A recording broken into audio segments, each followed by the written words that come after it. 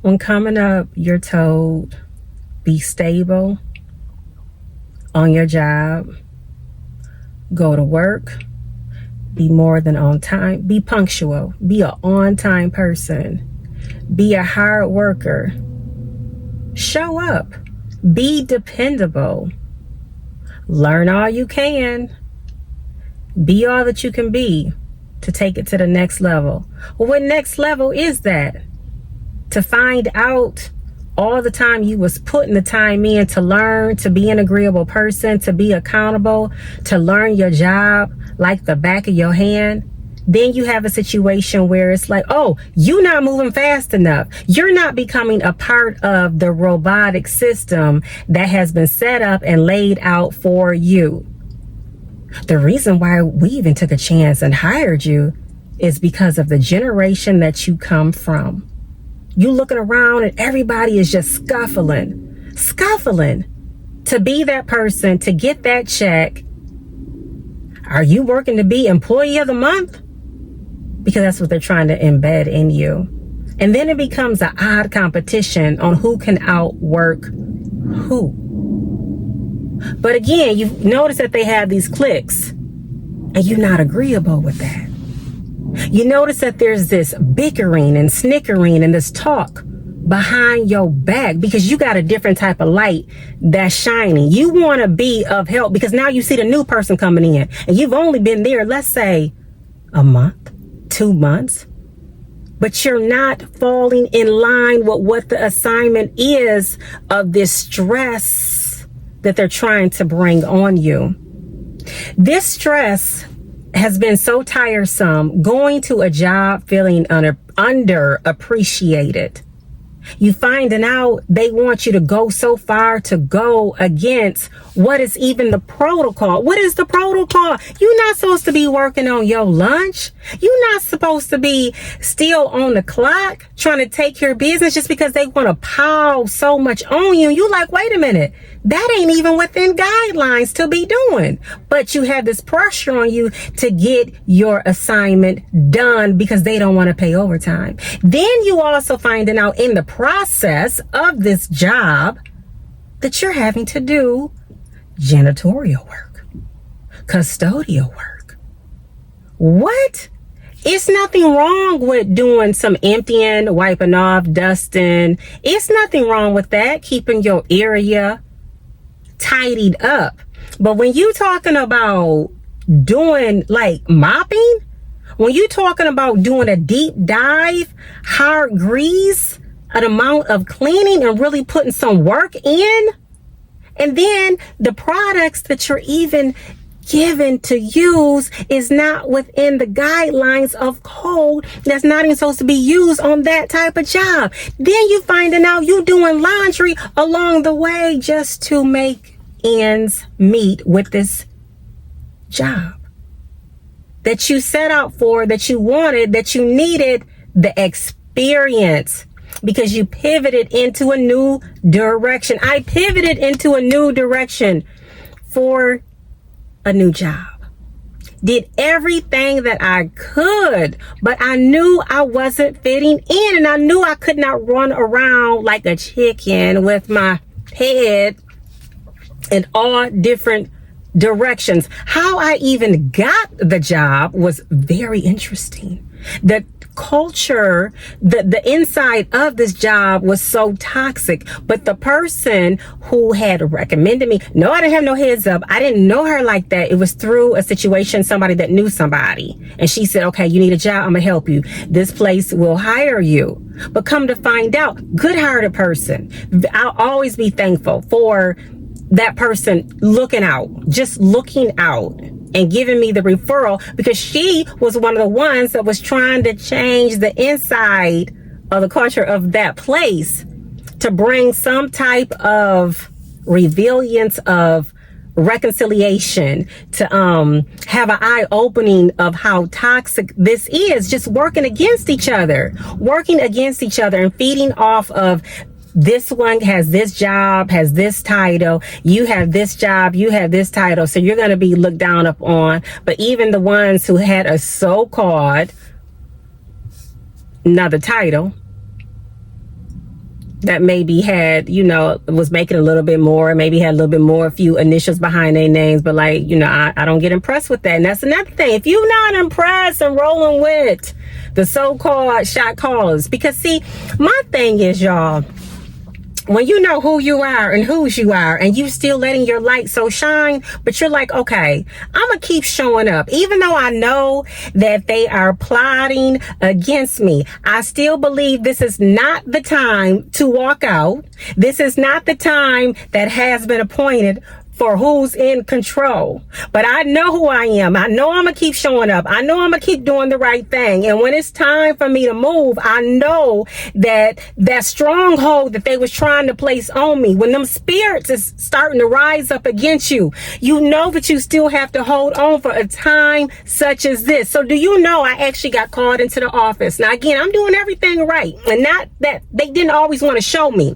Some of the ones on the job that are supposed to have been doing the training didn't always want to help, because it's like they was looking forward for the moment for me to be let go. So it finally happened. It finally happened. And I heard the laughter. I saw the smiles. I saw the eyes rolling. I saw the tide trying to come for me and swallow me up. And if I did feel like shed a tear in the process, if I did feel like holding my head down because of what was instilled in me as a young girl coming up, I knew the light was still shining. This little light of mine, I already knew I was still covered. I already knew. And sometimes I know you want to cry out. But sometimes you got to be in check of those emotions too. Sometimes people will do things in order to get a reaction from you, to see how far they can go. Sometimes people will set you up in situations to see you break. Like they just want to keep seeing it. Like they so messed up and bogged down in their own minds. They looking to bring somebody along. And if you're not rolling again with that clique or what that toxic side is to go against, nah, be for yourself. Know who is the author and finisher. So I got fired. Do you know that very next day I got a call from the manager and the manager said, I made a mistake. I want you to come back. I let what they were saying on the job about you, as if you was not doing things accordingly. Like when I say not accordingly, as if I was messing up.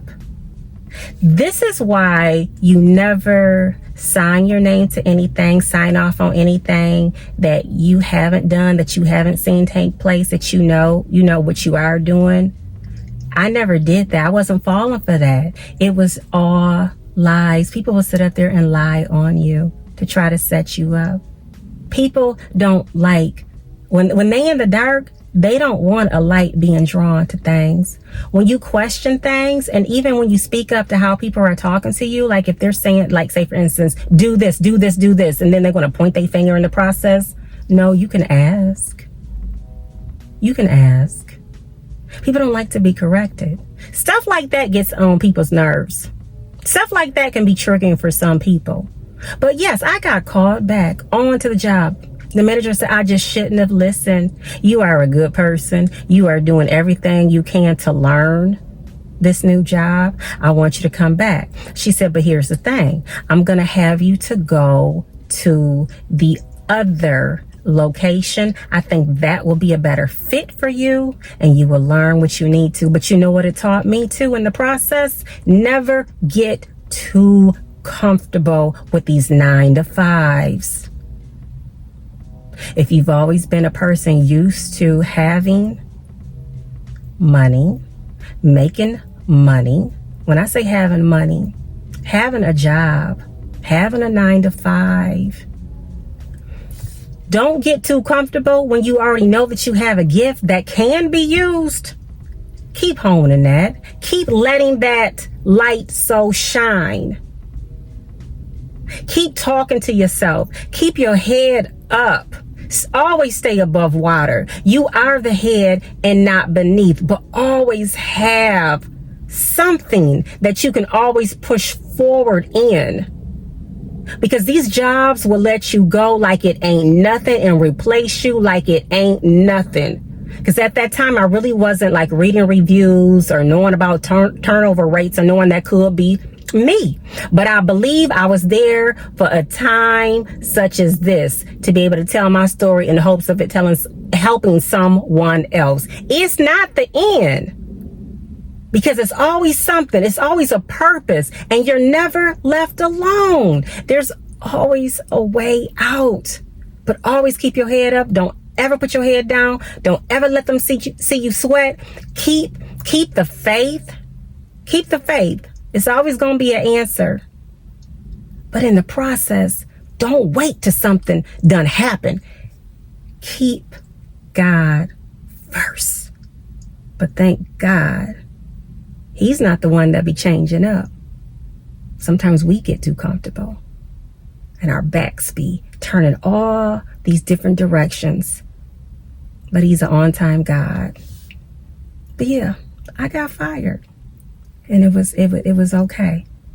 Because I had a little something in my back pocket to keep it moving.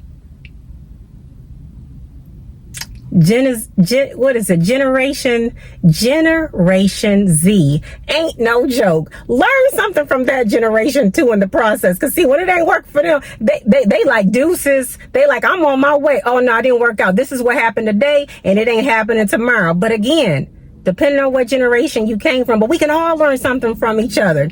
But that Generation Z ain't no joke. Because when it ain't working, it ain't working. They not dependent on, oh, well, this what grandpa done told me. This what great grandma done told, or great grandfather done told me.